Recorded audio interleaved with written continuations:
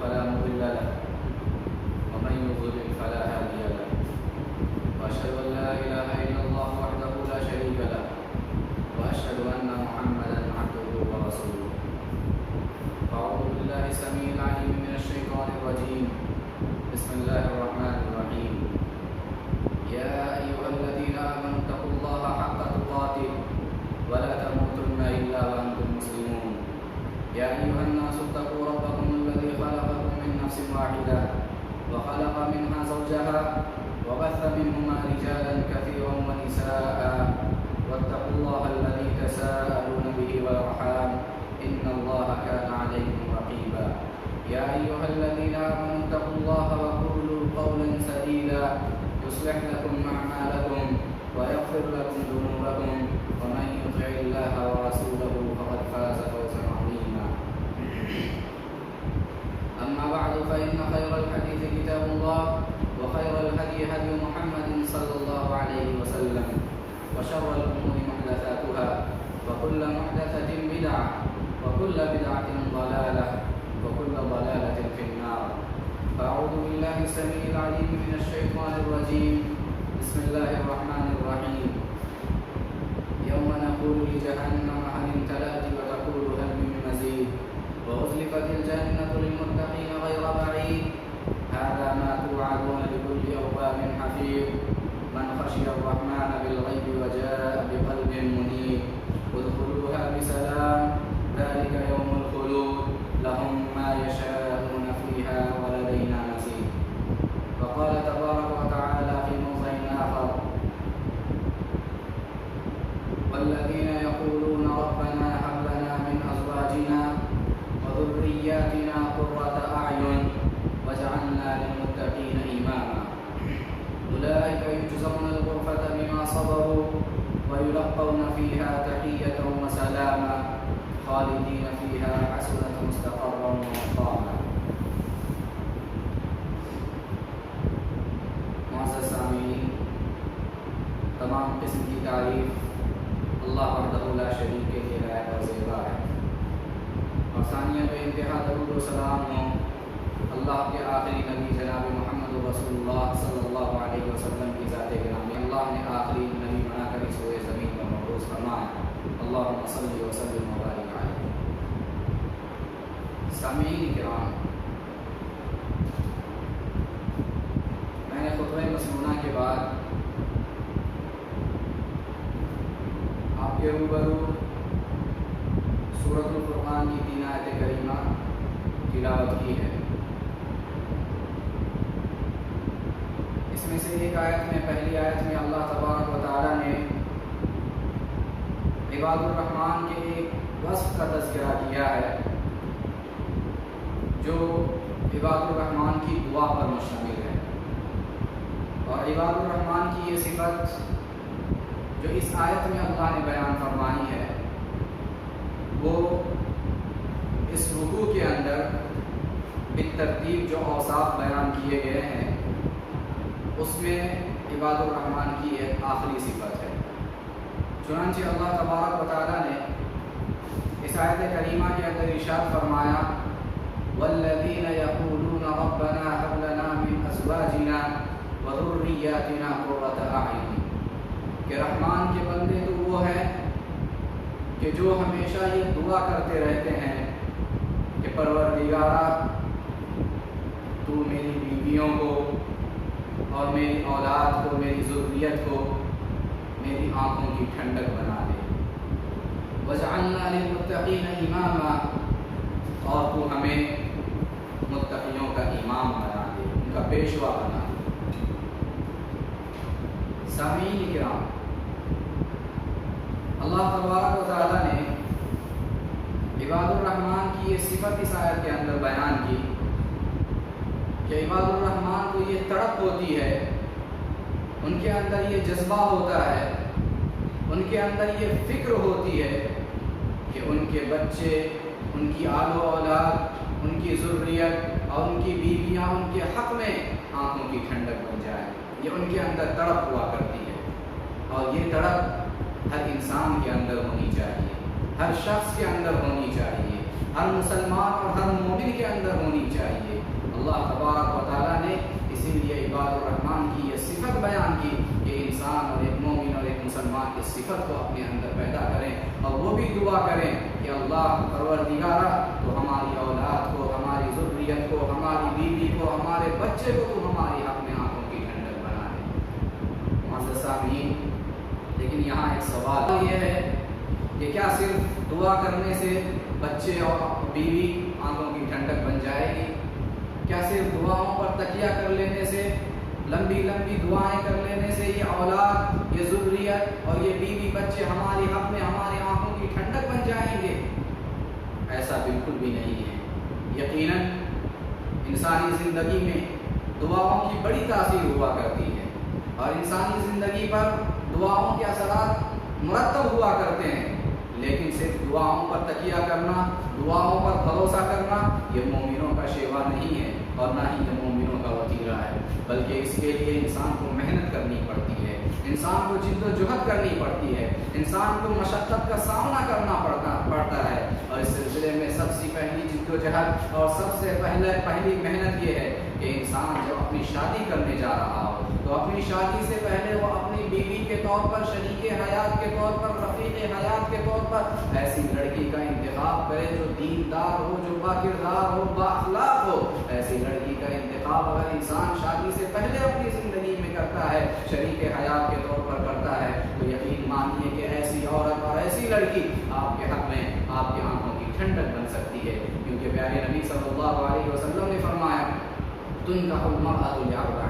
کہ کسی بھی عورت سے جب نکاح کیا جاتا ہے تو 4 چیزوں کو بنیاد بنا کر نکاح کیا جاتا ہے۔ 4 چیزوں کو لوگ عموماً دیکھا کرتے ہیں۔ ایک تو عورت کا حسن ہے، عورت کا جمال ہے، عورت کی خوبصورتی ہے کہ عورت کس قدر خوبصورت ہے، اس کو بنیاد بنا کر دنیا والے رشتے طے کرتے ہیں۔ اور دوسری چیز عورت کا خاندان ہے کہ عورت کیسے خاندان سے تعلق رکھنے والی ہے، اس کا خاندان اعلیٰ ہے کہ ادنا ہے، خاندانی اعتبار سے وہ عورت کس مقام پر فائز ہے۔ اسی طریقے سے عورت کا یہ کے سلسلے میں، رشتے کے سلسلے میں یہ دیکھا جاتا ہے کہ عورت کے پاس کتنا روپیہ پیسہ ہے، وہ کس قدر مالدار ہے، اس کے پاس کیا جائیداد ہے، یہ چیزیں دیکھی جاتی ہیں۔ اور چوتھی چیز پیارے نبی صلی اللہ علیہ وسلم نے بیان فرمائی کہ عورت کا دین دیکھا جاتا ہے، عورت کا دین دیکھا جاتا ہے کہ وہ کس دین کا کی ماننے والی ہے، کس دھرم کو فالو کرنے والی ہے، کس ریلیجن سے اس کا تعلق ہے، اس چیز کو دیکھا جاتا ہے۔ پیارے نبی صلی اللہ علیہ وسلم نے یہ 4 چیزیں بیان کرنے کے بعد کہا فاظفر بذات الدین تربت یداک، کہ تم اپنے شریک حیات کے طور پر دیندار بیوی کا انتخاب کرو، دینداری کو معیار بنا کر، دینداری کو بنیاد بنا کر رشتوں کا انتخاب کر کے اپنے آپ کو کامیاب کر لو، اپنے آپ کو بااولاد کر لو۔ یہ پیارے نبی صلی اللہ علیہ وسلم کی تاکید ہے اور آپ صلی اللہ علیہ وسلم کی یہ حدیث ہے۔ یہ حدیث ہمیں پیغام دیتی ہے کہ اگر انسان دینداری کو بنیاد بنا کر، دینداری کو معیار بنا کر اگر رشتوں کا انتخاب کرتا ہے، اپنے لیے لڑکی کا انتخاب کرتا ہے، تو ایسے وقت میں یہ عورت اور یہ لڑکی اس کی زندگی میں اس کی آنکھوں کی ٹھنڈک بن جائے گی۔ تو حاضرین گرامی، یہ تو پہلے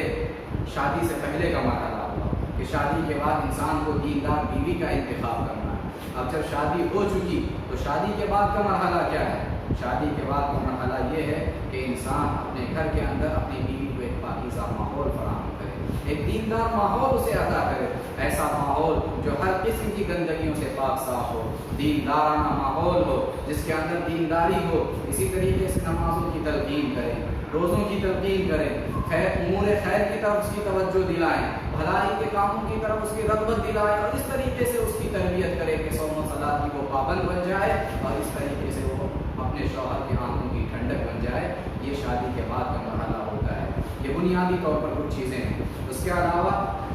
ایک اور بڑی سبب اور بڑی وجہ یہ ہے جس کے ذریعے سے عورت اور مرد دونوں ایک دوسرے کی آنکھوں کی ٹھنڈک بن سکتے ہیں، وہ یہ ہے کہ عورت اور مرد کے آپس میں ایک دوسرے پر کچھ حقوق ہیں۔ اگر وہ دونوں ان حقوق کی ادائیگی کرتے ہیں تو ایسے وقت میں وہ دونوں ایک دوسرے کی آنکھوں کی ٹھنڈک بن جاتے ہیں۔ بیوی اپنے شوہر کے حق میں آنکھوں کی ٹھنڈک اس وقت بنتی ہے، بیوی شوہر کے حق میں آنکھوں کی ٹھنڈک اس وقت بنتی ہے جب وہ اپنے شوہر کی کما حق خدمت کرتی ہے، اپنے شوہر کی خدمت کما حق کرتی ہے تو وہ اپنے شوہر کی آنکھوں کی ٹھنڈک بنتی ہے۔ پیارے نبی صلی اللہ علیہ وسلم کے پاس آپ اس سے پوچھتے ہیں کہ تمہارے شوہر زندہ ہیں؟ وہ کہتی ہے کہ ہاں میرے شوہر باقی ہیں۔ آپ پوچھتے ہیں کہ ان کی خدمت کیسے کرتی ہو؟ وہ کہتی ہیں کہ میں ہر طرح سے ان کی خدمت کرنے کی کوشش کرتی ہوں، الا یہ کہ کوئی خدمت جو میری طاقت سے باہر ہو، میرے بس سے باہر ہو، بس وہی نہیں کر پاتی۔ آپ صلی اللہ علیہ وسلم ان سے کہتے ہیں انظری این انت منہ فانما هو جنتک ونارک، کہتے ہیں کہ دیکھ لو ان کی خدمت کے سلسلے میں تو تم کس مقام پر فائز ہو، اس لیے کہ وہی تمہاری جنت بھی ہے اور وہی تمہاری دوزخ بھی ہے۔ مطلب یہ ہے کہ اگر تم ان کی خدمت کرو گی اللہ تبارک و تعالیٰ بدلے میں تمہیں جنت عطا فرمائے گا، اور اگر تم ان کی خدمت نہیں کرو گی تو اللہ تبارک و تعالیٰ تمہیں جہنم کا لقمہ بنا دے گا۔ اسی طریقے سے بیوی شوہر کے حق میں آنکھوں کی ٹھنڈک اس وقت بنتی ہے جب وہ شوہر کی اطاعت و فرما برداری کرتی ہے، تمام جائز امور میں، خیر کے تمام امور میں، خیر اور بھلائی کے تمام راستوں پر جب وہ اپنے شوہر کی اطاعت و فرما برداری کرتی ہے، ایسے وقت میں وہ اپنے شوہر کی آنکھوں کی ٹھنڈک بن جاتی ہے۔ پیارے نبی صلی اللہ علیہ وسلم سے پوچھا گیا کہ سب سے افضل عورت کون ہے، سب سے افضل اور سب سے بہتر عورت کون ہے؟ آپ صلی اللہ علیہ وسلم نے فرمایا التی تسرہ اذا نظر وتطیعہ اذا امر، کہ سب سے بہترین عورت، سب سے بہترین بیوی وہ ہے کہ جب شوہر اسے دیکھے تو وہ اپنی اداؤں سے، اپنے حسن سلوک سے اور اپنے رویے سے اپنے شوہر کو خوش کر دے، ایسی عورت سب سے بہترین اور افضل عورت ہے۔ وتطیعہ اذا امر، اسی طریقے سے جب شوہر اسے کسی بات کے کرنے کا حکم دے، کسی کام کرنے کا حکم دے، وہ عورت بلا چون چرا اس کام کو کر دے، اس حکم کی تعمیل کر دے، ایسی عورت سب سے بہتر اور سب سے افضل عورت ہے۔ یہ پیارے نبی صلی اللہ علیہ وسلم کا فرمان ہے۔ تو عورت جب اپنے شوہر کی اطاعت و فرما برداری کرتی ہے وہ اپنے شوہر کی آنکھوں کی ٹھنڈک بن جاتی ہے۔ اسی طریقے سے بیوی شوہر کے حق میں آنکھوں کی ٹھنڈک اس وقت بنتی ہے جب وہ شوہر کے مال و جائیداد کی حفاظت کرتی ہے، جب وہ شوہر کے مال و جائیداد کی حفاظت کرتی ہے۔ یعنی نبی صلی اللہ علیہ وسلم نے فرمایا لا تنفق المرأة شيئا من بيت زوجها الا بإذن زوجها۔ آپ صلی اللہ علیہ وسلم نے فرمایا کہ کوئی بھی عورت اپنے گھر کا سامان باہر خرچ نہ کرے یہاں تک کہ شوہر اس کو اجازت نہ دے دے، یعنی شوہر کی اجازت کے بغیر شوہر اپنے بیوی اپنے گھر کا مال اپنے گھر سے باہر کہیں پر خرچ نہ کرے۔ اگر وہ ایسا کرتی ہے تو اللہ کے نبی صلی اللہ علیہ وسلم کے اس فرمان کے مطابق وہ اپنے شوہر کی آنکھوں کی ٹھنڈک بن سکتی ہے۔ اسی طریقے سے بیوی شوہر کے حق میں آنکھوں کی ٹھنڈک اس وقت بنتی ہے جب بیوی اپنے شوہر کی اجازت کے بغیر اس کے گھر میں کسی ایسے شخص کو داخل نہ ہونے دے جو شوہر کو ناپسند ہو۔ شوہر جس آدمی کو ناپسند کرتا ہو، عورت اپنی عزت و ناموس کی حفاظت کرتے ہوئے ایسے مرد کو اور ایسے انسان کو اپنے گھر میں داخل نہ ہونے دے۔ ایسے وقت میں اگر عورت ایسے اس حکم کو بجا لاتی ہے تو پھر وہ شوہر کی آنکھوں کی ٹھنڈک بن جاتی ہے۔ پیارے نبی صلی اللہ علیہ وسلم نے حدیث میں بیان فرمایا الا ان لکم علی نسائکم حقا ولنسائکم علیکم حقا، کہا کہ لوگوں یاد رکھو اچھی طریقے سے تمہارے کچھ حقوق تمہاری بیویوں پر عائد ہوتے ہیں اور تمہاری بیویوں کے کچھ حقوق تم پر عائد ہوتے ہیں، یعنی میاں بیوی کے آپس میں ایک دوسرے پر کچھ حقوق عائد ہوتے ہیں جن کا خیال رکھنا ضروری ہے۔ فَأَمَّا حَقُّكُمْ عَلَى نِسَائِكُمْ فَأَمَّا حَقُّكُمْ عَلَى نِسَائِكُمْ فَلَا يُؤْتِينَ فُرُوشَكُمْ مَنْ تَكْرَهُونَ وَلَا يَأْذَنَّ فِي بُيُوتِكُمْ لِمَنْ تَكْرَهُونَ۔ پیارے نبی صلی اللہ علیہ وسلم نے فرمایا کہ رہا تمہارا حق جو تمہاری بیویوں پر ہے وہ یہ ہے کہ تمہاری بیویاں تمہاری اجازت کے بغیر تمہارے بستر پر کسی ایسے شخص کو آنے نہ دے جسے تم ناپسند کرتے ہو، تمہاری اجازت کے بغیر تمہارے بستر پر کسی ایسے شخص کو آنے نہ دے جسے تم ناپسند کرتے ہو۔ وَلَا يَأْذَنَّ فِي بُيُوتِكُمْ لِمَنْ تَكْرَهُونَ، اور کسی ایسے شخص کو تمہارے گھر میں آنے کی اجازت بھی نہ دے جو تمہارے نزدیک ناپسندیدہ ہو، جو تم اپنے نزدیک جسے تم ناپسند کرتے ہو، ایسے شخص کو تمہاری اجازت کے بغیر تمہارے گھر میں آنے نہ دے۔ اگر عورت اس بات کا خیال رکھتی ہے، اس بات کی پابندی کرتی ہے کہ شوہر کی اجازت کے بغیر اس کے گھر میں کسی اور آدمی کو آنے نہیں دیتی اور اپنی عزت و ناموس کی حفاظت کرتی ہے تو گویا ایسے وقت میں وہ اپنے شوہر کی آنکھوں کی ٹھنڈک بن جاتی ہے۔ اسی طرح سے عورت اور بیوی اپنے شوہر کے حق میں آنکھوں کی ٹھنڈک اس وقت بنتی ہے جب وہ اپنے شوہر کی شکر گزاری کرتی ہے، جب وہ شوہر کی شکر گزاری کرتی ہے اور شوہر کی نافرمانی سے بچتی ہے، शौहर की नाशुक्री से अपने आप को बचा लेती है। प्यारे नबी सल्लल्लाहु अलैहि वसल्लम ने फरमाया कि मैंने जहन्नम में औरतों की कसरत देखी है, जहन्नम में औरतों की कसरत देखी है, बड़ी तादाद में औरतों को मैंने जहन्नम में देखा है। प्यारे नबी सल्लल्लाहु अलैहि वसल्लम से सहाबा ने पूछा कि अल्लाह के रसूल सल्लल्लाहु अलैहि वसल्लम आखिर इसकी वजह क्या है? ये जहन्नम में औरतें तादाद में हैं, आपने देखा है, आखिर इसकी वजह क्या है? प्यारे नबी सल्लल्लाहु अलैहि वसल्लम फरमाते हैं इसकी वजह ये है कि औरतें अपने शौहरों की नाशुक्री हुआ करती हैं, वो अपने शौहरों की नाशुक्र गुजार हुआ करती हैं, औरतों की अपने शौहरों की नाशुक्री करती हैं और इस वजह से उनकी तादाद कसीर तादाद में वो जहन्नम में पाई गई है। और आप सल्लल्लाहु अलैहि वसल्लम इसी रिवायत में आगे फरमाते हैं कि औरतों की नाशुक्री कैसे होती है कि तुम में से अगर कोई शख्स अपनी बीवी पर अपनी इस्तिताअत के मुताबिक उनका पूरा ख्याल रखता है, पूरी तरीके से उसके हुकूक अदा करता है और हर तरीके से उसकी मदद करता है, लेकिन अगर कभी इस सब के बावजूद तुम्हारी जानिब से कोई कमी कोताही उसे नजर आ जाती है तो वो फौरन कह उठती है कि मैंने तुम्हें तो कभी कोई खैर देखा ही नहीं, मुझे तुमने कभी कोई भलाई नजर आई ही नहीं, इस तरीके का जुमला अदा करती है, इस तरह से वो बातें करती है और लम्हों में पल भर में वो अपने शौहर की नाशुक्री बन जाती है और अपने लिए जहन्नम को वाजिब कर लेती है। तो इस तरीके से अगर औरत और बीवी अपने शौहर की नाशुक्री करने से बच जाए और अपने शौहर की शुक्रगुजारी करे तो ऐसे वक्त में वो शौहर की आंखों की ठंडक बन जाती है। हाज़रीन गिरामी, आज हमारे समाज के अंदर भी ये मर्ज आम हो चुका है, शौहर जो दिन भर घर से बाहर रहता है, दिन भर अपने घर से दूर रहता है, बीवी बच्चों से दूर रहता है और ये इसलिए रहता है ताकि बीवी बच्चों की जिंदगी का सामान मुहैया कर सके, बीवी बच्चों की गुजर बसर के लिए वो दिन रात मेहनत करता है, धूप और बारिश को नहीं देखता, खून पसीना एक करता है, दिन हो के रात हो मेहनत करता है, मजदूरी करता है, भाग दौड़ करता है और अपनी बीवी बच्चों की राहत और आराम के लिए वो कुछ सामान और असबाब पैदा करने की कोशिश करता है। लेकिन बाज़ औरतें ऐसी होती हैं कि इस सब के बावजूद शौहर को अब मामूली सी कमी और कोताही पर कह देती है कि तुमने हमें अब तक क्या दिया है, तुमने हमारे लिए अब तक क्या किया है। इस किस्म के जुमले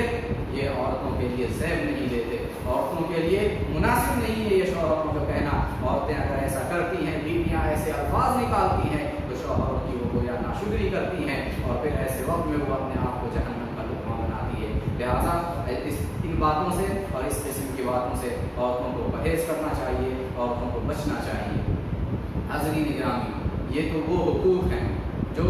शौहरों के हुकूक हैं जो बीवियों पर आयद होते हैं। अगर बीवियाँ इन हुकूक की पासदारी करती हैं, इन हुकूक की अदायगी करती हैं तो ऐसे वक्त में वो अपने शौहरों की आंखों की ठंडक बन जाती है। लेकिन याद रखना, ताली कभी एक हाथ से नहीं बजा करती, ताली कभी एक हाथ से नहीं बजा करती और ताली बजाने के लिए जैसे एक हाथ के साथ दूसरे हाथ का लगना और दूसरे हाथ का इस्तेमाल होना ज़रूरी है, उसी तरीके से अगर आप चाहते हैं कि आपकी बीवियाँ आपकी ज़िंदगी में आपके लिए सुकून और राहत का ज़रिया बने, वो आपको सुकून और राहत पहुँचाए और आपकी आंखों की वो ठंडक बन जाए, तो आपको अपनी इस ख्वाहिश की तकमील के लिए खुद आगे बढ़कर उनके सुकून और राहत का ज़रिया बनना पड़ेगा, खुद आगे बढ़कर उनकी आंखों की ठंडक आपको बननी पड़ेगी, तब जाकर आपकी बीवियाँ आपकी आंखों की ठंडक बनेगी। तालियाँ कभी भी एक हाथ से नहीं बजा करती, उसके लिए दो हाथों का इस्तेमाल होना ज़रूरी है। उसी तरीके से आप अपनी बीवियों को अगर अपनी आंखों की ठंडक देखना चाहते हैं, बनाना चाहते हैं, तो खुद आप पहले उनके लिए आंखों की ठंडक बन जाएं। हमारे माशरे के अंदर अलमिया ये है कि हम किसी के लिए ये चाहते हैं कि सामने वाला हमें खुशियों के तोहफों से नवाजे, हम ये चाहते हैं कि सामने वाला हमें खुशियों के तोहफों से नवाजे, मगर खुद उसे आगे बढ़कर खुश देखने की जिम्मेदारी हम कबूल नहीं करते, उसे आगे बढ़कर खुश रखने की जिम्मेदारी हम कबूल नहीं करते। नतीजा ये होता है कि मियाँ बीवी उनके आंखों में रोशनी होती है, लेकिन रोशनी होने के बावजूद भी वो बेनूर होती है, उनके पास दिल होता है लेकिन दिल सुकून से खाली होता है। ये सब इस वजह से होता है कि इंसान एक तरफ से चाहता है कि उसे सुकून और राहत मिले, लेकिन दूसरी तरफ से वो खुद उस सामने वाले के लिए सुकून और राहत का जरिया नहीं बनना चाहता। तो हाज़रीन गिरामी, ज़रूरी है कि आप पहले आगे बढ़कर अपनी बीवियों की आंखों की ठंडक बन जाएं, उनकी राहत का जरिया बन जाएं। और ऐसे वक्त में जो शख्स ये तो चाहता हो कि वो उनकी बीवियाँ उनके हक में आंखों की ठंडक बन जाएं, مگر وہ خود آگے بڑھ کر ان کی آنکھوں کی ٹھنڈک نہیں بنتا۔ ان کی مثال ایسی ہے کہ جیسے کوئی شخص نماز و روزہ سے کوسوں دور ہو، صوم و صلاۃ کی کوئی پابندی زندگی میں نہ ہو، امور خیر سے کوسوں دور ہو، اور ساتھ ہی وہ آخرت میں کامیابی کی امید لگائے بیٹھے، اس شخص کی مثال ایسی ہی ہے۔ لہٰذا جو شخص اپنی بیویوں کو اپنی آنکھوں کی ٹھنڈک بنانا چاہتا ہو اور دیکھنا چاہتا ہو، اسے چاہیے کہ وہ خود آگے بڑھ کر اپنی بیویوں کی آنکھوں کی ٹھنڈک بن جائے۔ اور اس سلسلے میں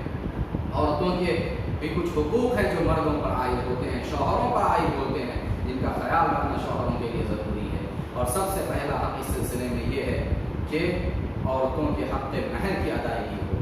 حق مہر جو نکاح کے وقت ایک مرد طے کرتا ہے اور عورت کے لیے، اپنے ہونے والی بیوی کے لیے، اسے حلال کرنے کے لیے جو مہر طے کیا جاتا ہے، خواہ وہ نقدی کی شکل میں ہو یا زیور کی شکل میں ہو یا کسی اور شکل میں ہو، جو مہر بھی انسان طے کرتا ہے اس مہر کی وہ ادائیگی کرے۔ یہ بنیادی حق ہے عورتوں کا۔ اگر وہ اس حق کی ادائیگی کرتے ہیں تو ایسے وقت میں بیویاں اپنے شوہروں کی آنکھوں کی ٹھنڈک بنتی ہے،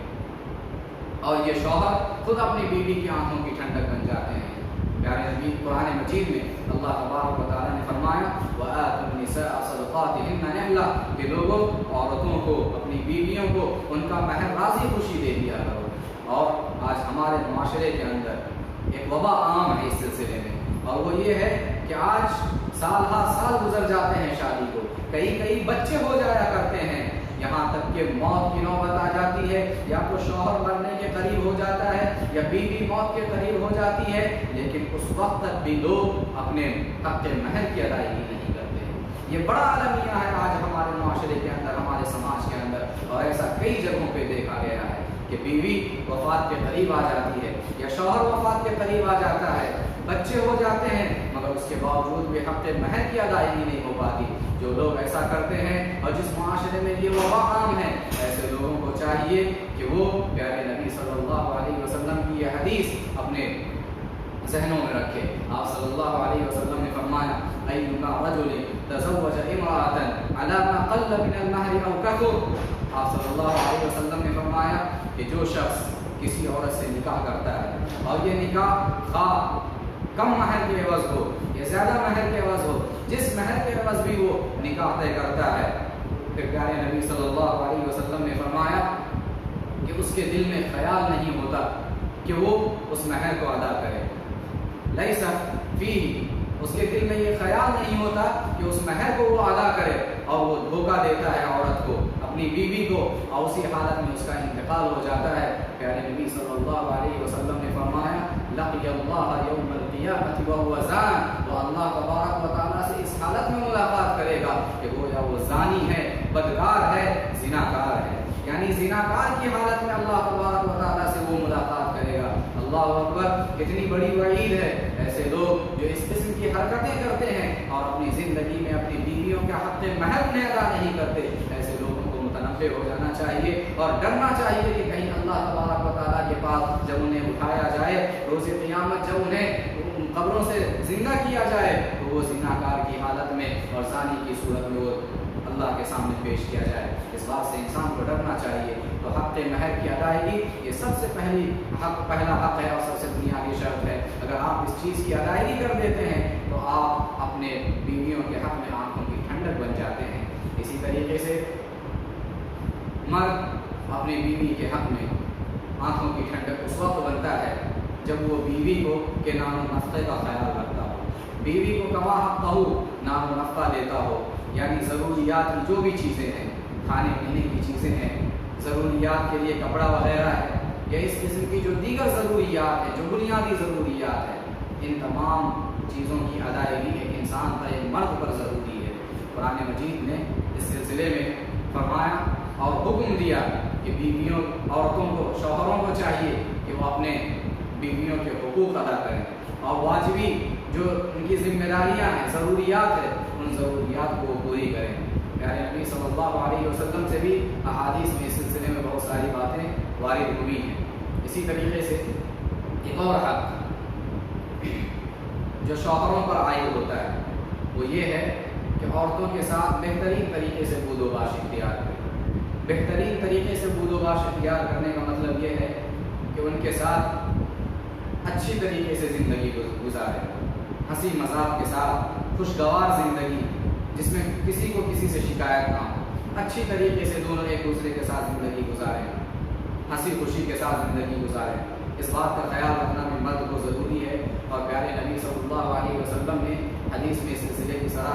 में सराहत की, बल्कि खुद कुरान मजीद ने कहा वअशरूहुन्ना बिल-मारूफ, कि लोगों अपनी बीवियों के साथ बेहतरीन तरीके से बुदोबाश इख्तियार करो, भले तरीके से बुदोबाश इख्तियार करो। और प्यारे नबी सल्लल्लाहु अलैहि वसल्लम ने फरमाया अकमलुल मुमिनीन ईमानन अहसनुहुम खुलुक़ा, कि मोमिनों में सबसे कामिल मोमिन वो है जो उनमें अखलाक के एतबार से सबसे अच्छा हो, जो अखलाक के एतबार से सबसे अच्छा हो वो बेहतरीन और कामिल मोमिन है। और आपने फरमाया खियारुकुम लिनिसाइहिम, और मोमिनों में सबसे बेहतर मोमिन वो है जो अपनी औरतों के लिए बेहतर हो, जो अपनी औरतों के हक़ में बेहतर हो, वो सबसे बेहतरीन मोमिन है। तो इस तरीके से मियाँ बीवी के कुछ हुकूक हैं कि अगर वो उन हुकूक की अदायगी करते हैं तो वो दोनों एक दूसरे के हक़ में आंखों की ठंडक बन जाते हैं। इसीलिए इबादुर रहमान की ये सिफत बतलाई गई है कि वो अपनी बीवियों को के सिलसिले में ये दुआ करते हैं कि वो उनकी आंखों की ठंडक बन जाए। इसी तरीके से वो ये भी दुआ करते हैं कि परवरदिगारा तो हमारी बीवियों के साथ साथ हमारी औलाद को भी हमारी आंखों की ठंडक बना दे, हमारी औलाद को भी आंखों की ठंडक बना दे। ये इबादुर रहमान की दुआ होती है। औलाद जो अल्लाह तबारक व तआला की एक अजीम नेमत है, एक बड़ी नेमत है अल्लाह तबारक व तआला की, लेकिन इस नेमत को नेमत बनाने के लिए ज़रूरी है कि औलाद की सही मानों में तरबियत की जाए, औलाद की सही मानों में तरबियत हो। इस नेमत को नेमत बनाने के लिए ज़रूरी है कि तरबियत की जाए। और याद रखना, तरबियत के लिए जो मुनासिब उम्र है, सही उम्र है, वो है बचपन की उम्र, बचपन का ज़माना। बचपन का ज़माना जो होता है, इस मरहले में इंसान और एक बच्चा जो कुछ सीखता है, जो तरबियत पाता है, आगे चलकर वो उन्हीं रास्तों पर गामज़न रहता है और उन्हीं हुदूद को अपनाता है। बचपन का जो ज़माना है, बचपन की जो उम्र है, उस उम्र में, उस मरहले में बच्चे की तरबियत होनी चाहिए। आज अमूमन देखा जाता है कि बच्चे बचपन की उम्र में कोई काम करते हैं, किसी की कोई चीज़ उठा लेते हैं, चोरी कर लेते हैं, वालिदैन कहते हैं कि अभी तो बच्चा है, क्या हो गया अगर उठा लिया, क्या फ़र्क पड़ता है। बच्चा किसी से लड़ाई झगड़ा करता है, किसी को गाली गलौज देता है, माँ बाप कहते हैं कि अभी तो बच्चा है, चलेगा, कोई बात नहीं है। इसी तरीके से हम अपनी बच्चियों को बचपन में छोटे छोटे कपड़े पहनाते हैं, शॉर्ट कपड़े पहनाते हैं, जीन्स है, टी शर्ट है, स्कर्ट्स हैं, ये ऐसे कपड़े हम अपने बच्चियों को पहनाते हैं बचपन की उम्र में, और कहते हैं कि ये तो अभी बच्ची है, बड़ी होगी तो अच्छे कपड़े, शाइस्ता कपड़े पहनेगी। मेरे भाई याद रखना, बचपन की ये उम्र ऐसी होती है कि यहाँ आप अपने बच्चे को जो कुछ देते हैं तरबियत के नाम पर, बच्चा आगे चलकर वही अपनी ज़िंदगी में अपनाता है। और ये तजर्बे की बात है, सब लोग इस बात को जानते हैं। इसलिए ज़रूरी है कि बचपन की उम्र में बच्चों की सही तरबियत की जाए। इसीलिए प्यारे नबी सल्लल्लाहु अलैहि वसल्लम ने फरमाया मुरू औलादकुम बिस्सलाह व हुम अबनाउ सब'i सिनीन, कि लोगों अपने बच्चों को नमाज की तलकीन करो, नमाज का हुक्म दो। कब नमाज का हुक्म दो? जब वो 7 साल की उम्र के हो। 7 साल की उम्र कितनी छोटी सी उम्र है। उस मरहले में प्यारे नबी सल्लल्लाहु अलैहि वसल्लम ने फरमाया कि अपने बच्चों को नमाज पढ़ने का हुक्म दो। नमाज की तालीम उस वक्त दी जा रही है, और फिर नमाज की तालीम 7 साल की उम्र में देने के बाद अल्लाह के नबी फरमाते हैं कि 10 साल का जब हो जाए बच्चा और नमाज ना पढ़े तो उस वक्त उन्हें मारो, उस वक्त उन्हें मार कर उन्हें नमाज पढ़ने की तलकीन करो। ये प्यारे नबी सल्लल्लाहु अलैहि वसल्लम की हदीस है, और ये हदीस हमें बतलाती है कि बच्चे की तरबियत बचपन के ज़माने में, बचपन की उम्र में होना चाहिए, जब बच्चे बहुत छोटे होते हैं, उसी वक्त से इनकी तरबियत का सिलसिला शुरू होता है। इसी तरीके से बच्चों की तरबियत के लिए ज़रूरी है कि घर का माहौल साफ सुथरा हो, घर का माहौल पाकीज़ा हो, घर का माहौल हर तरह से मुनासिब हो। ऐसा ना हो कि घर के अंदर मियाँ बीवी के झगड़े चल रहे हो, आपस में गाली गलौज हो रहे हो और आपस में तनाव रहता हो। ऐसे वक्त में वो बच्चे जो कुछ देखते हैं, अपने घर का माहौल जो कुछ उन्हें दिखता है, उसके असरात उनकी ज़िंदगी में मुरतब होते हैं, वही कुछ वो सीखते हैं। और हम आपस में मियाँ बीवी अगर लड़ते रहेंगे और आपस में लड़ाई झगड़े होते रहेंगे, गाली गलौज होते रहेंगे, याद रखना आपके बच्चों की और हमारे बच्चों की सही मानों में तरबियत नहीं हो पाएगी। बच्चे उस माहौल से ऊब जाएंगे और सोचेंगे जब इन लोगों का खुद यही हाल है तो फिर हम क्यों उनकी बात को मानें। इस किस्म के ख्यालात बच्चों के अंदर पैदा होते हैं। ضروری ہے کہ بچوں کی اگر تربیت ہم کرنا چاہتے ہیں تو اپنے گھر کے ماحول کو ہم پاکیزہ کریں، اپنے گھر کے ماحول کو ہم سکون والا بنائیں، اپنے گھر کے ماحول کو ہم پہلے سے سدھار کر رکھیں اور اپنے میاں بیویوں کے درمیان اچھے تعلقات اور خوشگوار تعلقات ہونے چاہیے۔ اسی طریقے سے آج ہم عموماً یہ دیکھتے ہیں لوگوں کی شکایت آتی رہتی ہے، لوگ شکایت کرتے ہیں کہ آج میرا بچہ میری بات نہیں سنتا، میرا بچہ میرے حکم کی تعمیل نہیں کرتا، آج میرا بچہ تعلیم پر توجہ نہیں دیتا، کاروبار اور معاملات پر دھیان نہیں دیتا،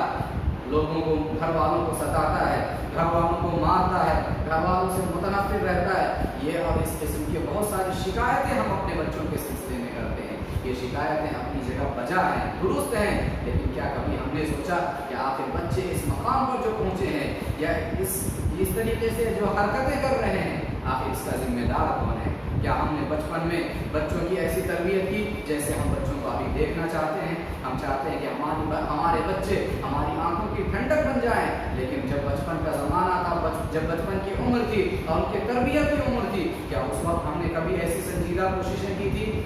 کہ ہمارے بچے ہماری آنکھوں کی تربیت پر ہماری آنکھوں کی ٹھنڈک بن جائیں؟ کبھی ہم نے ایسا نہ کیا۔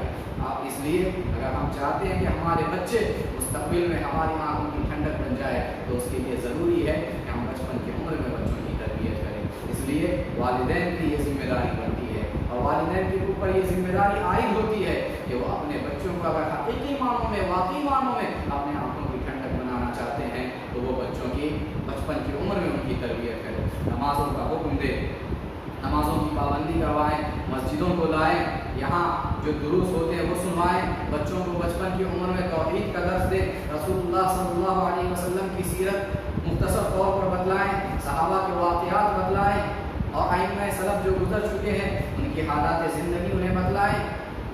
یہ ساری چیزیں وہ چیزیں ہیں کہ جس کے ذریعے سے جنہیں سن کر بچے کے دل کے اندر جذبہ پیدا ہوتا ہے، ان کے اندر ایک شوق پیدا ہوتا ہے کہ ہمیں بھی ایسا بننا چاہیے، ہمیں بھی ایسا کرنا چاہیے، اور پھر یہی شوق انہیں دین کی طرف لے کے آتا ہے، انہیں صحیح راستے کی طرف لے کے آتا ہے، ان کی صحیح تربیت ہوتی ہے۔ تو اس مرحلے میں، اس عمر میں بچوں کی صحیح تربیت ہونی چاہیے۔ اگر بچوں کی صحیح تربیت اس عمر میں ہو جاتی ہے تو پھر سمجھیے کہ بچہ ہمیشہ کے لیے آپ کی آنکھوں کی ٹھنڈک بن جاتا ہے، اور ایک انسان اور ایک والدین، ایک ماں باپ اپنے بچوں کو جو سب سے صحیح چیز دے سکتے ہیں وہ یہی تربیت ہے۔ تربیت سے بہتر کوئی اور زیور نہیں ہو سکتا، کوئی اور جوہر نہیں ہو سکتا، یہ سب سے بہترین زیور ہے۔ لہٰذا ضرورت اس بات کی ہے کہ والدین میں سے ہر ایک باپ ہونے کی حیثیت سے اپنے بچوں کی ذمہ داری ادا کرے، ماں ہونے کی حیثیت سے بچوں کے حقوق ادا کرے اور ان کی تربیت کرتے رہیں۔ اگر ایسا ہوتا ہے تو بچے حقیقی معنوں میں اور واقعی معنوں میں آپ کی اور ہماری آنکھوں کی ٹھنڈک بن جائیں گے۔ اسی طریقے سے عباد الرحمن کی ایک صفت یہ بتلائی گئی اسی آیت کے اندر کہ جہاں یہ دو دعائیں کرتے ہیں کہ پروردگار تو ہمارے لیے ہماری بیویوں کو اور ہماری ذریت کو آنکھوں کی ٹھنڈک بنا دے، ساتھ ہی وہ یہ بھی دعا کرتے ہیں وَجْعَلْنَا لِلْمُتَّقِينَ إِمَامًا کہ پروردگار تو ہمیں متقیوں کا امام بنا دے، متقیوں کا تو ہمیں پیشوا بنا دے، یعنی ہم دین کی طرف لوگوں کی رہنمائی کر سکیں، دین کی طرف لوگوں کو ہم بلا سکیں اور لوگ ہماری بات سن سکیں، ہماری بات سمجھ سکیں اور ہماری بات پر لبیک کہہ سکیں۔ یہ ہمیں ایسا مقام عطا فرما دے، ہمیں ایسا امام بنا دے، پیشوا بنا دے۔ تو یہ متقیوں کے اندر اور عباد الرحمن کے اندر یہ تڑپ ہوتی ہے، یہ لگن ہوتی ہے اور اس بات کی فکر ہوتی ہے۔ پھر اس کے بعد اللہ تبارک و تعالیٰ فرماتا ہے أولئك يجزون الغرفة بما صبروا ويلقون فيها تحية وسلاما کہ یہی وہ لوگ ہیں جنہیں ان کے صبر کے بدلے اللہ تبارک و تعالیٰ کے پاس بلند و بالا کھانے عطا کیے جائیں گے، صبر کے بدلے میں انہیں بلند و بالا کھانے عطا کیے جائیں گے۔ وَيُلَقَّوْنَ فِيهَا تَحِيَّةً وَسَلَامًا اور ہر طرف سے انہیں دعا اور سلام بھیجا جائے گا۔ خالدین فیہا حسنت مستقرا ومقاما اور اس میں ہمیشہ رہیں گے اور وہ کیا ہی بہترین ٹھکانہ ہے رہنے کے لیے، عمدہ جگہ ہے۔ تو اس رکوع کے اندر سورۃ الفرقان کی آخری رکوع میں اللہ تبارک و تعالیٰ نے عباد الرحمن کے جو اوصاف بیان کیے ہیں، جو صفتیں بیان کی ہیں، اگر انسان ان صفات کو اپنا لیتا ہے، اگر ان صفات کو اپنی زندگیوں میں نافذ کر لیتا ہے، اگر وہ ان اوصاف سے خود کو متصف کر لیتا ہے تو اللہ تبارک و تعالیٰ کے یہاں ایسے شخص کے لیے بڑے اعلیٰ درجے ہیں، بلند بلند و بالا خانے ہیں، ہر طرف سے دعا و سلام ہے، اور اللہ تبارک و تعالیٰ کے پاس ان کے لیے عمدہ ٹھکانے ہیں۔ اس لیے ہر انسان کو، ہر مسلمان کو اور ہر مومن کو یہ کوشش کرنی چاہیے کہ عباد الرحمن کی یہ اچھے اوصاف اپنے اندر پیدا کریں، عباد الرحمن کی ان اوصاف سے، ان صفتوں سے اپنے آپ کو متصف کرنے کی فکر کریں۔ یہ ہر انسان کی طرف ہونی چاہیے، ہر انسان کی یہ کوشش ہونی چاہیے۔ دعا ہے کہ رب العالمین ہمیں ان صفات کو اپنے اندر پیدا کرنے کی توفیق عطا فرمائے۔ پروردگارا تو ان صفات کے ذریعے سے ہمیں اپنے معاشرے کو اور اپنے ماحول کو سدھارنے کی توفیق عطا فرما۔ پروردگارا ان صفات سے پورے معاشرے کو متصف ہونے کی توفیق عطا فرما۔ آمین۔ اقول قولی ھذا واستغفر اللہ لی ولکم ولسائر المسلمین۔